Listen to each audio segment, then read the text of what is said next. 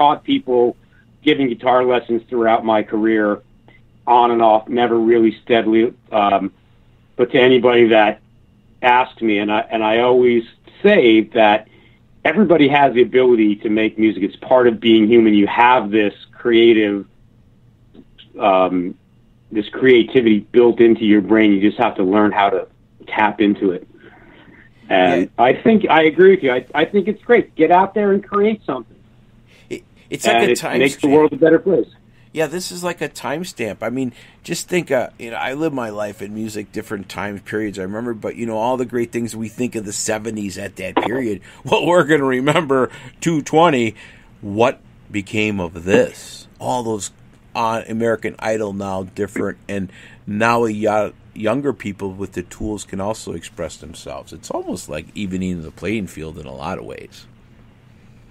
Yeah, and in a lot of ways, you're right. And I was watching the news this morning, and, this is the time of year a lot of college graduations are happening and are supposed to be happening, and they're not happening. And there was some intern, some young woman who went to my alma mater, American University in Washington, D.C.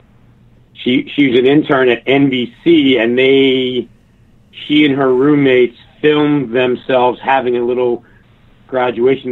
The president of AU did a little virtual, I don't know if it was a Zoom call or something, but they sat there basically in their pajamas, and they made caps out of cardboard boxes. And when she said, "Congratulations, you're now alumni," they cracked a bottle of champagne, and they let NBC come onto their property and film through the windows of their house, and then they came out to the front porch, and then the newscasters stood 10 feet away and all that, and that was being really creative. I would have never thought to have done something like that.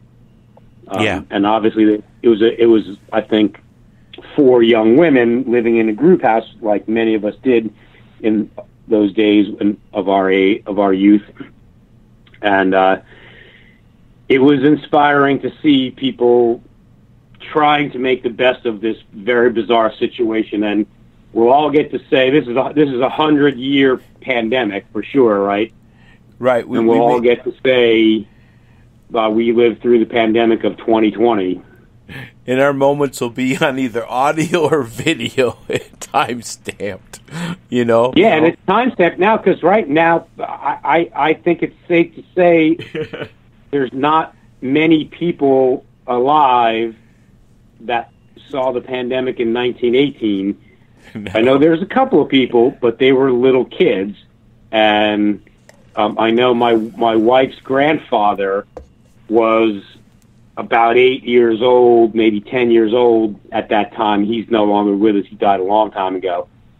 But he got the flu, and he lost a lung because of it and had to go to special schools and could not fight in World War II because he only had one lung because of the pandemic. And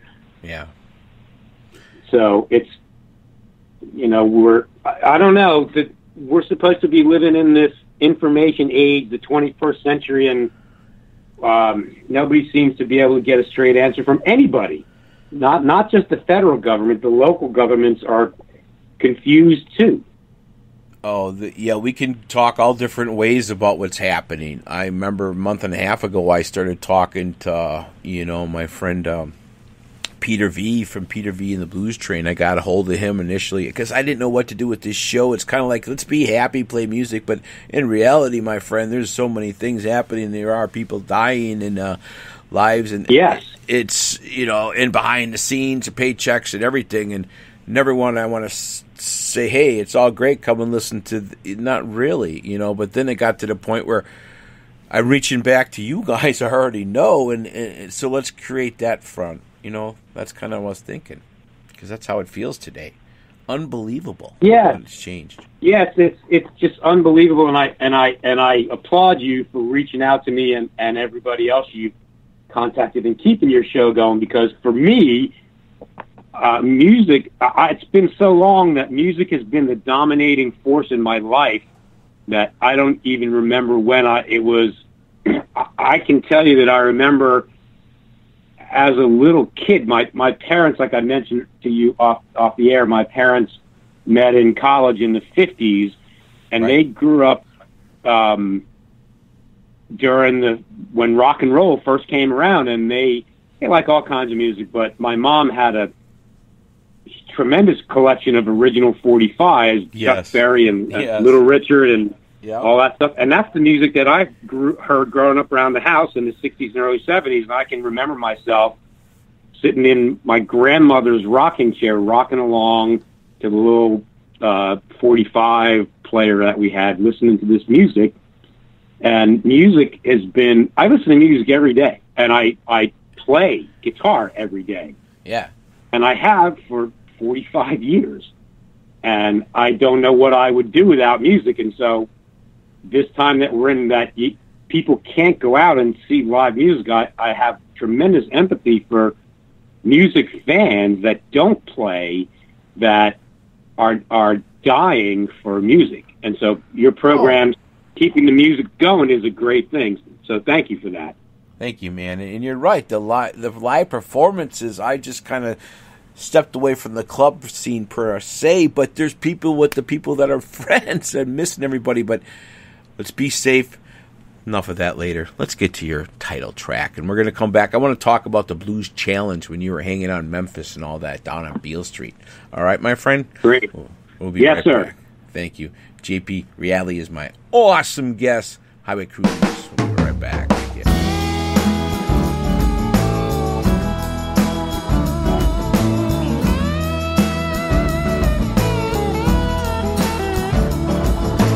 We've been fighting for so long, everything all right is wrong. We just can't pretend no more. It's time we opened up the doors for all. Give us all your tired and poor, hungry folks from distant shores. With so much land, there's room for more, and we don't need another Berlin Wall.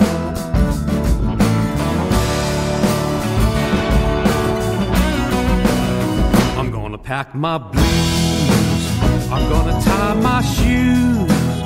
I can't refuse a highway cruise.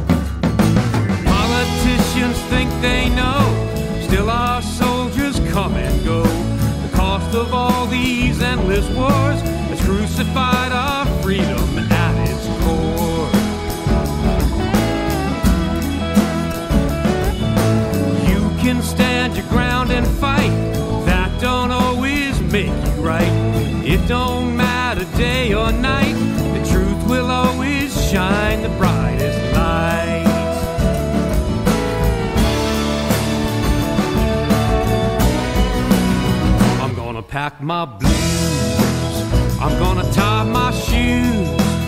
I can't refuse a highway cruise. I'm gonna pack my blues, I'm gonna tie my shoes. I can't refuse a highway cruise. Hit it.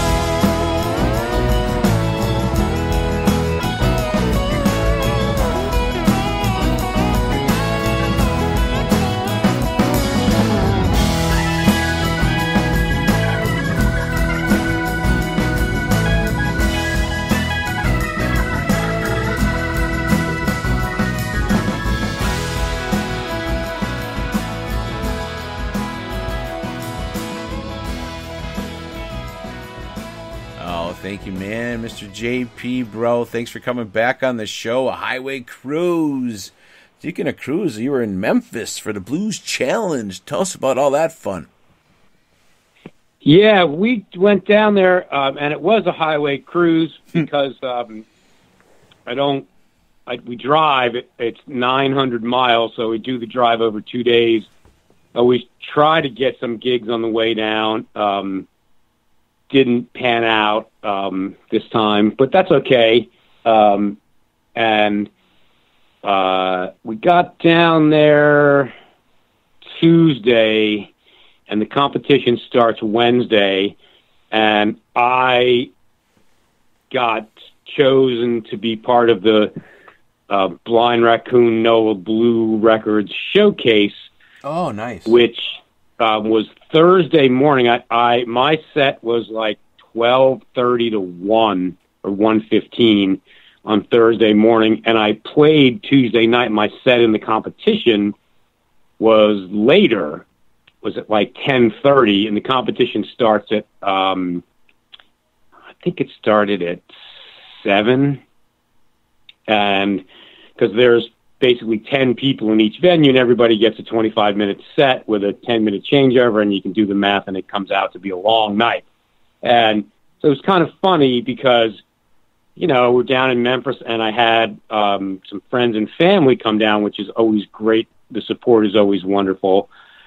And I finished playing, and I always look at this. This is my third time representing Washington, D.C., the D.C. Blues Society, my third time at the International Blues Challenge in Memphis. And I always look at it as a conference, not a competition, because it's such a long shot. It's literally 100 to 1 chance that you'll win. There was actually over 100 people in the solo duo category. And this was my third time, I've actually gotten to know a bunch of people down there and some of the other performers, and I go see them play. So we ended up staying out pretty late. If you've ever been to Memphis, you know it's not hard to stay out to the wee hours of the morning. No, I wouldn't think not. And I don't think I got to bed till about 4 a.m. And I had to be at the showcase by 11:30 to check in, and it's like, oh my God, I roll over and it's 11 in the morning. And, you know, it was fun. The showcase was fun. There was a band of mine, that are friends of mine from DC Moonshine Society. Their self-produced CD actually won best self-produced CD. That's another category they have. And they were down there. They also had Betsy Brown and Blind Raccoon repping their album. And they were down there, and they played at the showcase, and we talked about them backing me up. We just could never get together because they were actually on a little tour. And it was kind of strange because the club they had it in wasn't on Beale Street. It was actually a block